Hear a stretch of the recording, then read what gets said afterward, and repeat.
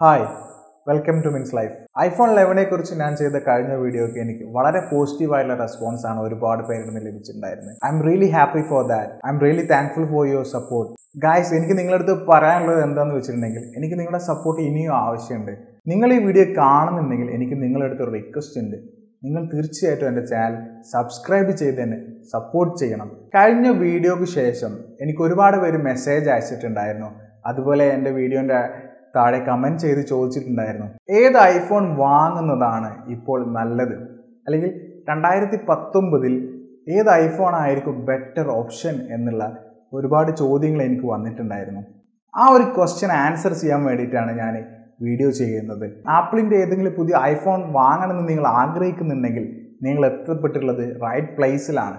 ഇന്നത്തെ ഈ വീഡിയോയിൽ ഞാൻ എക്സ്പ്ലെയിൻ ചെയ്യുന്നത് which is the best option to buy in 2019. 2019 ഏത് ഐഫോൺ വാങ്ങുന്നതായിരിക്കും വാല്യൂ ഫോർ മണി, അല്ലെങ്കിൽ നമ്മൾ മുടക്കുന്ന പണത്തിന് മൂല്യം കിട്ടുന്ന ഓപ്ഷൻ ഏതായിരിക്കുമെന്ന് നമുക്ക് പരിശോധിച്ച് നോക്കാം.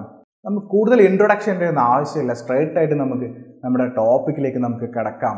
ഒരു പൊട്ടൻഷ്യൽ ബയ്യറെ ഞാൻ 2 കാറ്റഗറീസ് ആയിട്ടാണ് തിരിക്കുന്നത്. ഫസ്റ്റ് കാറ്റഗറി എന്ന് പറയുന്നത് നോൺ ഐഫോൺ യൂസേഴ്സ്, അഥവാ മറ്റുള്ള ബ്രാൻഡിൻ്റെ ഫോണുകൾ ഉപയോഗിക്കുന്ന ആളുകൾ ഐഫോൺ വാങ്ങണമെന്ന് ആഗ്രഹിക്കുന്ന, അതാണ് ഫസ്റ്റ് കാറ്റഗറി. സെക്കൻഡ് കാറ്റഗറി എന്ന് പറയുന്നത് എക്സിസ്റ്റിംഗ് ഐഫോൺ യൂസേഴ്സ്, നിലവിലുള്ള ഏതെങ്കിലും ആപ്പിളിൻ്റെ ഐഫോൺ മോഡൽസ് യൂസ് ചെയ്യുന്ന ആളുകൾ പുതിയ മോഡലിലേക്ക് അപ്ഗ്രേഡ് ചെയ്യണമെന്ന് ആഗ്രഹിക്കുന്ന ആളുകളാണ് സെക്കൻഡ് കാറ്റഗറി. ഞാൻ ഈ കമ്പാരിസൺ അല്ലെങ്കിൽ ഈ ബൈയിങ് ഗൈഡിന് യൂസ് ചെയ്യുന്ന പ്രൈസസ് എന്ന് പറയുന്നത് ഇന്ത്യയിൽ ഇപ്പോൾ അവൈലബിൾ ആയിട്ടുള്ള പ്രൈസസ് യൂസ് ചെയ്തുകൊണ്ടാണ് ഞാൻ ഈ ബൈയിങ് ഗൈഡ് നിങ്ങൾക്ക് അവതരിപ്പിക്കുന്നത്. ആദ്യം നമുക്ക് നോക്കുകയാണെങ്കിൽ നിങ്ങളൊരു ബഡ്ജറ്റ് ബയ്യർ ആണെന്നുണ്ടെങ്കിൽ, നിങ്ങൾ പുതുതായിട്ടൊരു ഐഫോൺ ആദ്യമായിട്ട് വാങ്ങാൻ ആഗ്രഹിക്കുന്ന ഒരാളാണെന്നുണ്ടെങ്കിൽ, നിങ്ങളുടെ ബഡ്ജറ്റ് ഒരു 30K 30,000 രൂപയിൽ താഴെയാണെന്നുണ്ടെങ്കിൽ നിങ്ങൾക്ക് ഏറ്റവും ബെസ്റ്റ് ഓപ്ഷൻ എന്ന് പറയുന്നത് എനിക്ക് തോന്നുന്നു iPhone 7 ആയിരിക്കാം. കുറച്ച് ഓൾഡ് മോഡലാണ്, ബട്ട് ഈ ഒരു പ്രൈസ് റേഞ്ചിൽ 30K പ്രൈസ് റേഞ്ചിൽ അവൈലബിൾ ആയിട്ടുള്ള ബെസ്റ്റ് ഓപ്ഷൻ iPhone 7 തന്നെ ആയിരിക്കാം. ഒരു പക്ഷേ iPhone 7നേക്കാൾ പുതിയതായിട്ടുള്ള ബെറ്റർ ആയിട്ടുള്ള ഒരു മോഡൽ വാങ്ങണമെന്ന് നിങ്ങൾക്ക് ആഗ്രഹമുണ്ട് എന്നുണ്ടെങ്കിൽ, പുതിയ ഒരു ഐഫോൺ വാങ്ങുമ്പോൾ മികച്ചത് തന്നെ ആവണമെന്ന് ആഗ്രഹമുണ്ടെങ്കിൽ, നിങ്ങൾ 50,000 രൂപ ചിലവഴിക്കുകയാണെങ്കിൽ iPhone XR മികച്ച ഒരു ഓപ്ഷൻ ആയിരിക്കും. iPhone XR എന്ന് പറയുമ്പോൾ വളരെ ലേറ്റസ്റ്റ് ആണ്, 2018 റിലീസ് ചെയ്ത മോഡലാണ്. അതിൻ്റെ സ്പെസിഫിക്കേഷൻ എന്ന് പറയുന്നത് ലേറ്റസ്റ്റ് തന്നെയാണ്. ക്യാമറ, പ്രൊസസ്സർ എല്ലാം പുതുതാണ്. സോ നിങ്ങൾക്ക് 50,000 രൂപ വരെ ചിലവഴിക്കാൻ സാധിക്കുമെങ്കിൽ ഏറ്റവും ബെറ്റർ ഓപ്ഷൻ iPhone XR തന്നെ ആയിരിക്കും എന്നാണ് എനിക്ക് തോന്നുന്നത്. ഇനി നിങ്ങൾക്ക് ഏറ്റവും ലേറ്റസ്റ്റ് ആൻഡ് ഹോട്ടായിട്ട് നിൽക്കുന്ന ഐഫോൺ തന്നെ വാങ്ങണമെന്ന് ആഗ്രഹമുണ്ടെന്നുണ്ടെങ്കിൽ 65,000 രൂപ വില ചിലവഴിക്കുകയാണെങ്കിൽ iPhone 11 ഒരു മികച്ച ഓപ്ഷൻ തന്നെ ആയിരിക്കുമെന്നാണ് എനിക്ക് തോന്നുന്നത്. iPhone 11 കുറിച്ചിട്ട് ഞാൻ ഒരു വീഡിയോ ചെയ്തിട്ടുണ്ടായിരുന്നു, നിങ്ങൾക്ക് ഇവിടെ കാർഡ് പരിശോധിച്ച് നോക്കാം. അതിൽ iPhone 11 കാര്യങ്ങളെല്ലാം പറയുന്നുണ്ട്. iPhone 11 എന്ന് പറയുന്നത് ലാസ്റ്റ് വീക്ക് റിലീസ് ചെയ്ത ഫോൺ കൂടെയാണ്. സോ ഏറ്റവും ലേറ്റസ്റ്റ് ആയിട്ടുള്ള ഫോൺ കൂടെയാണ് iPhone 11. അതുപോലെ തന്നെ iPhone 11 പ്രോയുമായിട്ടുള്ള ചെറിയ വ്യത്യാസങ്ങൾ മാത്രമേ iPhone 11 വരുന്നുള്ളൂ. പക്ഷേ പ്രൈസസിൽ വലിയ ഡിഫറൻസ് ഉണ്ട്. 50,000 രൂപയോളം ഡിഫറൻസ് വരുന്നുണ്ട്. 65,000 രൂപയ്ക്ക് അല്ലെങ്കിൽ 65K എന്ന് പറയുന്ന ഒരു എമൗണ്ടിന് നിങ്ങൾക്ക് ഐഫോൺ വാങ്ങാൻ സാധിക്കുമെങ്കിൽ നിങ്ങൾ തീർച്ചയായിട്ടും വാങ്ങേണ്ട ഫോൺ iPhone 11 തന്നെയാണ് എന്നാണ് എൻ്റെ ഒപ്പീനിയൻ. ഐഫോണിന് വേണ്ടി നിങ്ങൾക്ക് 1 ലക്ഷമോ അല്ലെങ്കിൽ 1,20,000 രൂപയോളം ചിലവഴിക്കാൻ സാധിക്കുമെങ്കിൽ നിങ്ങൾക്ക് iPhone 11 Pro അല്ലെങ്കിൽ 11 Pro Max ചെക്ക് ചെയ്ത് നോക്കാം. ഈ iPhone 11 Pro Maxും 11ഉം തമ്മിൽ ക്യാമറ ആൻഡ് ഡിസ്പ്ലേ ഡിഫറൻസ് മാത്രമേ വരുന്നുള്ളൂ. അതുകൊണ്ട് ഏറ്റവും wisest value for money option എന്ന് പറയുന്നത് iPhone 11 തന്നെയാണ് ഈ വർഷം വാങ്ങാൻ പറ്റിയ ഏറ്റവും മികച്ച ഐഫോൺ. രണ്ടാമത്തെ കാറ്റഗറിയിലെ എൻ്റെ ചോയ്സസ് എന്ന് പറയുന്നത് കുറച്ച് ഡിഫറെൻ്റ് ആണ്. എനിക്ക് എൻ്റെതായ വാലിഡ് ആയിട്ടുള്ള കുറച്ച് റീസൺസ് ഉണ്ട് അതിന്. ഒരുപക്ഷെ ഇത്രയും ഷോർട്ടായ വീഡിയോയിൽ അത് മുഴുവൻ എനിക്ക് പറയാൻ സാധിക്കില്ല, ബട്ട് എനിക്ക് ആവുന്ന ചില കാര്യങ്ങൾ ഞാൻ നിങ്ങൾക്ക് പറഞ്ഞു തരാം. നിലവിൽ നിങ്ങൾ ഒരു ഐഫോൺ യൂസ് ചെയ്യുന്ന ആളുകളാണ് രണ്ടാമത്തെ കാറ്റഗറി എന്ന് പറയുന്നത്. നിങ്ങൾ iPhone 10 അല്ലെങ്കിൽ iPhone 10ന് ശേഷം വന്ന iPhone XR, XS Max എന്നീ ഏതെങ്കിലും ഐഫോൺ യൂസ് ചെയ്യുന്ന ആളുകളാണെന്നുണ്ടെങ്കിൽ നിങ്ങൾ അപ്ഗ്രേഡ് ചെയ്യേണ്ട ആവശ്യം ഇല്ല എന്ന് തന്നെയാണ് എനിക്ക് തോന്നുന്നത്. നിങ്ങൾക്ക് 2020 പുറത്തിറങ്ങുന്ന ഐഫോണിന് വേണ്ടി വെയിറ്റ് ചെയ്യാം.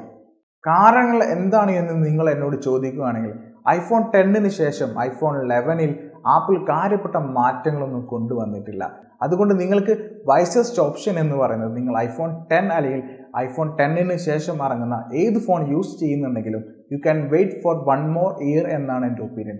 2020 ആപ്പിൾ ഡ്രാസ്റ്റിക് ആയിട്ടുള്ള ചേഞ്ചസ് വരുത്തി പുതിയ iPhone കൊണ്ടുവരും എന്നുള്ള റൂമേഴ്സ് മുൻപേ ഉണ്ടായിരുന്നു. 2019 iPhone ഏകദേശം സാമ്യമായിരിക്കും എന്നുള്ള കാര്യങ്ങളും ഞാൻ മുൻപത്തെ വീഡിയോയിൽ സൂചിപ്പിച്ചിട്ടുണ്ടായിരുന്നു. അതുകൊണ്ട് നിങ്ങൾ iPhone 10 അല്ലെങ്കിൽ iPhone 10ന് ശേഷം ഇറങ്ങിയ ഏത് iPhone യൂസ് ചെയ്യുകയാണെങ്കിലും നിങ്ങളുടെ വൈസസ്റ്റ് ഡെസിഷൻ എന്ന് പറയുന്നത് ഒരു 1 year കൂടെ വെയിറ്റ് ചെയ്തിട്ട് അപ്ഗ്രേഡ് ചെയ്യുന്നതായിരിക്കും എന്നെനിക്ക് തോന്നുന്നു. ഇനി നിങ്ങൾ iPhone 10ന് മുൻപ് ഇറങ്ങിയ iPhone 8ഓ അല്ലെങ്കിൽ iPhone 7ഓ iPhone 7 Plus തുടങ്ങിയ ഫോണുകൾ യൂസ് ചെയ്യുകയാണെന്നുണ്ടെങ്കിൽ നിങ്ങളുടെ ഫോൺ ഓൾറെഡി നിങ്ങൾക്ക് അപ്ഗ്രേഡ് ചെയ്യേണ്ട സിറ്റുവേഷൻ എത്തിയിട്ടുണ്ട് എന്നുണ്ടെങ്കിൽ അല്ലെങ്കിൽ നിങ്ങളുടെ ഫോൺ നിങ്ങൾക്ക് മാറ്റേണ്ടതായ സാഹചര്യം എത്തിയിട്ടുണ്ട് എന്നുണ്ടെങ്കിൽ നിങ്ങൾക്ക് iPhone 11 ആയിരിക്കും ബെറ്റർ ഓപ്ഷൻ. കാരണം iPhone 11ൻ്റെ പ്രൈസ് നോക്കുകയാണെങ്കിൽ 65,000 ആണ്. I think that's a good price for a new iPhone. ഒരു പുതിയ ഐഫോണിനെ സംബന്ധിച്ച് അത് നല്ലൊരു പ്രൈസാണ് 65,000.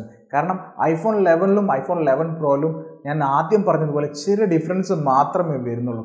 അങ്ങനെ നോക്കുകയാണെങ്കിൽ iPhone 11 ഒരു മികച്ച ഓപ്ഷൻ ആയിരിക്കും നിങ്ങൾ അപ്ഗ്രേഡ് ചെയ്യുകയാണെന്നുണ്ടെങ്കിൽ.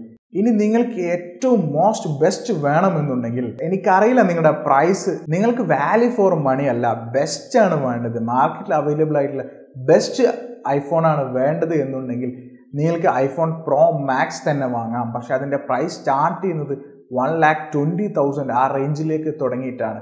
അതുകൊണ്ട് നിങ്ങൾ ആലോചിച്ച് നോക്കുക, 65,000 നിങ്ങൾക്ക് iPhone 11 ലഭിക്കുമ്പോൾ അതിൻ്റെ almost double the price you have to pay for iPhone Pro Max.